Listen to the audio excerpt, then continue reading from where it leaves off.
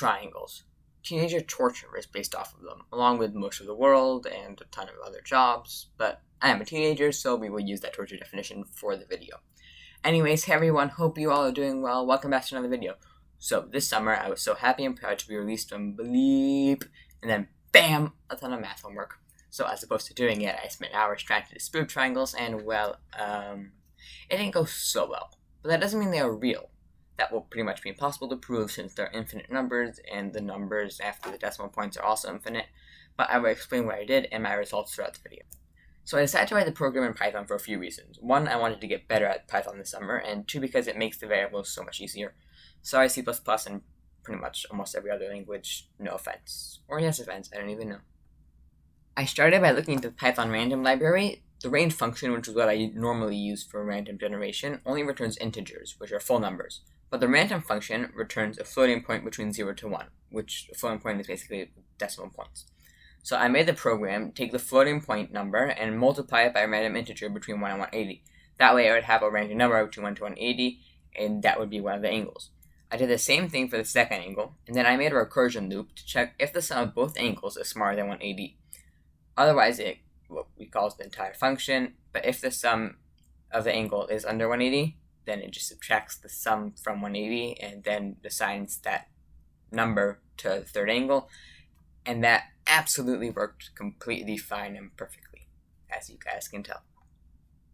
I then brainstormed a little with my dad and decided that the best way to get the side values is to set one side to 1 or 10 and then use the law of sine to solve for the other two sides relative to the first side. From there, I wanted to use the turtle library to draw it out and see if it makes a triangle by connecting the three sides. Speaking of the turtle library, I have a ton of shoutouts to whoever helped me make this video come true. First, thank you to Rhino, DylanGTech, and Alex for your help on Discord with the math and programming of the script, and thank you for Rhino for recommending the turtle library. Sorry, I mumble a lot. Anyways, I also wanted to shout out everyone else who got me, even if I didn't mention you already in the video. Thank you so much. Another few shoutouts go to my dad and my tutor for helping me with the math in this, and lastly, shout out to HT for designing the channel's first fan art. Go check out his YouTube channel in the description. Back to the video. So after writing the function to get the size and watching a YouTube video on how to use the turtle library, I set it up so the turtle should draw perfect three-sided triangles. So after some more brainstorming and fixing some other problems with my math, I fixed the problem with the turtle library. Maybe not, but yeah, okay.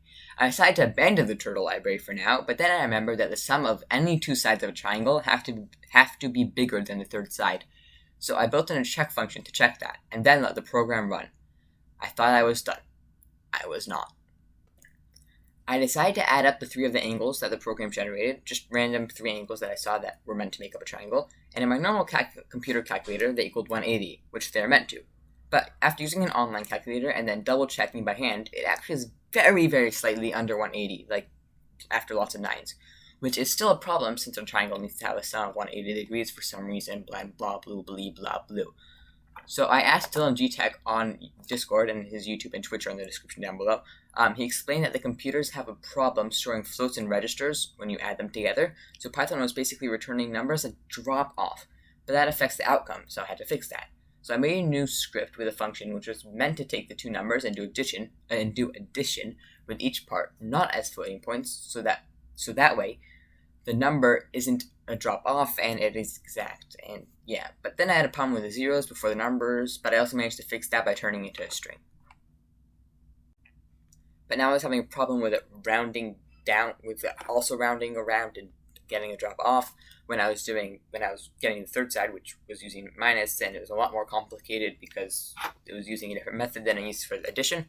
So what I did was basically I just made it after the eighth number after the decimal point, I just cut everything else off, which I thought would work fine, and then it didn't. So then I had to do it like plus 0.000001 to help make it more even, and that actually worked somehow. Yep. So then I just ran the program for about an hour, and it came back with all triangles are real. But that was just 0.1 or 0.01% of point, like that the angles, that's what it moved through. So if you guys want to see me go through it for like 24 hours leaving my computer going through it, let's get this video to 100 likes. Thank you so much for watching. Sorry for mumbling and going off script at the end. I just came up with this because I was too lazy to write a script for this. Sorry. Anyways, thank you so much and like this video. Goodbye.